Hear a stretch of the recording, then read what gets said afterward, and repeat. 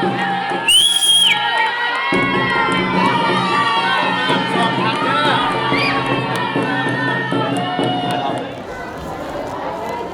ายดี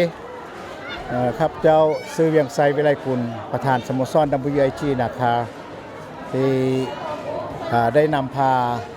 ลูกหลานปูพญานาคศรีสัตนาคนาคาไปแข่งขันอยู่ที่ประเทศจีนไปแข่งขันงานวันศาสตร์จีน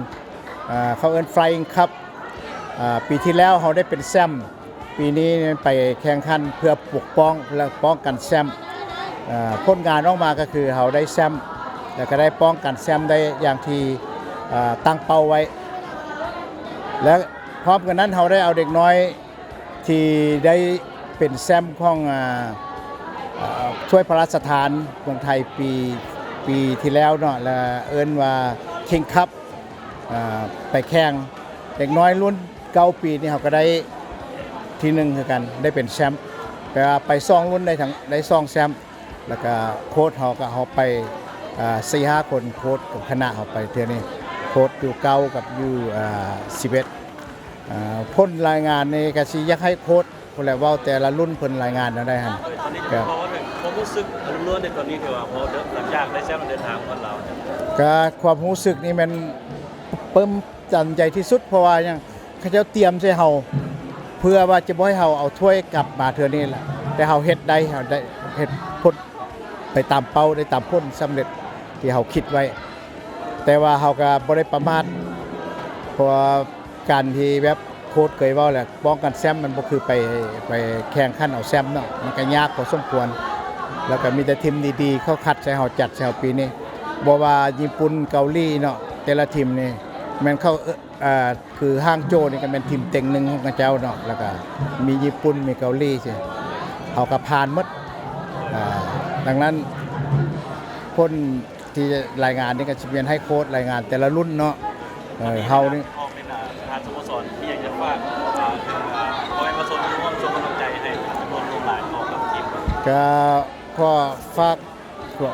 ข้อขอบใจกองส่งกองเสียอยากตื่นเต้นเด้อมื้อนี้นะมันเว้าลงลืมๆก็ดีใจหลาย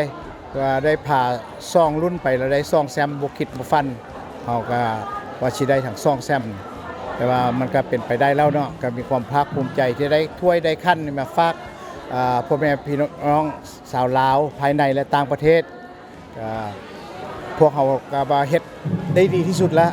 ก็ฝากเครื่องกองสมกองเสียพ่อแม่ผู้ที่ว่าสนับสนุนพี่น้องชาวลาวเฮาภายในและต่างประเทศที่ยังสนับสนุนตามคำเสนอมานั่นโค้ชเป็นที่เว้าเนาะเรื่องนี้พอก็ข้อฝากความขอบใจหมดทุกภาคส่วนโดยเฉพาะภาครัฐภาคส่วนภาครัฐเขาเนาะเพิ่นก็ดูแลสนับสนุนทั้งเรื่องการเรียนการศึกษานี่เพิ่นก็อนุญาตให้เด็กน้อยเฮาได้ไปแข่งกลับมาเพิ่นก็สิซอยแล้วก็อีกอันนึงก็ได้ข้อความมาฝากวันครูเนาะเด็กน้อยได้ไปข้ามโรงเรียนไปก็ได้ข้อความมาฝากอาจารย์ในครูทุกโรงเรียนทุกโรงเรียนแหละที่ว่าเด็กน้อยที่ไปรวมกันหมดเนาะโดยเฉพาะขอบใจทางโรงเรียนเกียรติศักดิ์เนี่ยเพิ่นบ่เคยให้เด็กน้อยเอาออกโรงเรียนข้ามโรงเรียนเพราะว่าเพิ่นก็อนุญาตให้ไปก็ขอขอบใจดังนั้นก็บ่มีหยังที่จะนอกเหนือกว่าความภาคภูมิใจที่ได้ถ้วยรางวัลขั้นรางวัลนี้มาฝากพี่น้องชาวลาวแล้วก็ขอให้พ่อแม่พี่น้องชาวลาวนี้ช่วยสมช่วยเสียลูกหลานต่อไปให้กำลังใจเขาเพราะว่าเขาตั้งเป้าไว้ก็คือเคยได้เว้ามาหลายเทื่อแล้วเนาะเป้าหมายของข้าพเจ้านี้กับโค้ชนี้ก็บ่แม่นเอิ้นวางแผนละเฮ็ดแล้วเดี๋ยวนี้นะเพื่อจะให้เด็กน้อยสุดนี้ไปเป็นทีมชาติให้แก่ประเทศชาติเฮาแล้วก็นอกจากนั้นเขาก็จะระดมคนผู้ใดเก่งผู้ใดมีนั้นก็จะมาขัดที่จะไปแข่งขันป้องกันแชมป์อีกอยู่ที่โปรตุเกสนี้ก็สามารถเข้ามาสมัครได้เขาเปิดให้หมดทุกภาคส่วนเข้ามาแล้วก็สิไปบาร์เซโลนาเดือน4นี่เขาก็จะคัดเด็กน้อย11 ปีเพื่อจะไปบาร์เซโลนาอันนี้เป็นเป้าหมายของข้าพเจ้าสิ่งสำคัญกว่านั้นคือคิดไว้กับโค้ชนี่ถ้าเขาอยู่ร่วมกันไปตลอดเด็กน้อยร่วมกันไปตลอดนี่ ข้าพเจ้าตั้งใจมีความมั่นใจว่าเด็กน้อยของเฮานี่อยู่13แล้วก็เด็กน้อยอยู่11เดี๋ยวนี้เนี่ยมาผสมกันเมื่อเวลาฮอตปี2029นี่ไปแข่งเฮาอาจจะมีโอกาสได้ไปแข่งบาสโลกเยาวชนอยู่17ปี2029นั่นคือเป้าหมายอันที่1เป้าหมายอันที่2ก็ย้ำอีกเทื่อนึงก็คือลาวเป็นเจ้าภาพซีเกมเด็กน้อยพวกนี้และก็บ่แม่นแต่เด็กน้อยเฮาเนาะถ้าเฮาขัดได้แต่ใส่กระยาเฮาต้องคนเก่งมาร่วมกันเพื่อจะให้ได้เป็นแชมป์ในงานซีเกมปี2031นี่ดังนั้นก็ขอฝากพ่อแม่พี่น้องให้กำลังใจช่วยสมช่วยเชียร์บ่อยากให้เด็กน้อยนี่ไปซะอยากให้เข้าโฮมกันเป็นอันหนึงอันเดียวกันจนฮอตตลอดไปพุ่นแหละจนได้เข้าเป็นอาชีพจนได้ส่งให้เขาได้เป็นทีมชาติให้สร้างให้ประเทศชาติแท้ๆอันนี้เอาเฮ็ดเพื่อประเทศชาติตั้งเป้าไว้แบบสิดังนั้นก็ขอฝากพ่อแม่พี่น้องจงให้กำลังใจลูกหลานเขาต่อไปผู้สนับสนุนเนาะทางดังท่านวันสมเนาะเพิ่นก็โอ้เชียร์เต็มที่ติดตามพวกเฮาตลอดก็บอกว่าเตรียมมารับของขวัญเด้อที่จัดให้เด็กน้อยก็มีกำลังใจพวกเฮาก็มีกำลังใจ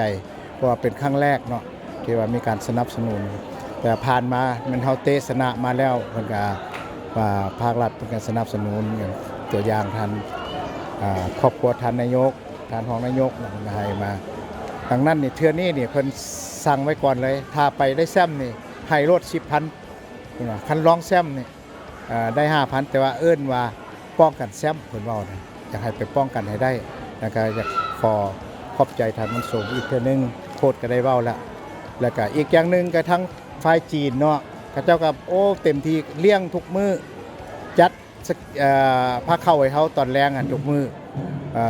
แล้วก็พิเศษสุดก็แม่นท่านลิวเวยเฟิงนี่เนาะนักกีฬาซุปเปอร์สตาร์ของประเทศจีนที่มามอบรางวัลนั้นเพิ่นมาให้โอกาสเฮาจะเชิญเฮาไปได้ตลอดสนามเพิ่นนี่ที่ว่าเฮาไปเตะมี 6-7 สนามนะเพิ่นบอกว่าพวกเฮานี่ไปฟรีเลยบ่มีเก็บเงินบ่มีหยังแล้วก็อยู่ฟรีกินฟรีเลยทีมเฮานี่ก็ขอฝากให้ถึงเพิ่นท่านลีเวยเฟิงเนาะอยู่ที่ประเทศจีนแล้วก็หลายๆคนที่มิสเตอร์วังยู่บ่แล้วก็ไผอีกแล้วก็ชาวชูมิสเตอร์ชูแล้วก็หลายคนที่ว่าเพิ่นเลี้ยงและดูแลเด็กน้อยเฮาเมารถบัสเมานั่นไปให้ได้ครบได้กินอยู่ดีกินดีแหละอันนี้ก็ลืมบ่ได้ก็ต้องได้ขอโทษส่งถึงทั้งพอดเมืองจีนแล้วก็พิเศษสุดกระทันวันสมขอบใจละลาย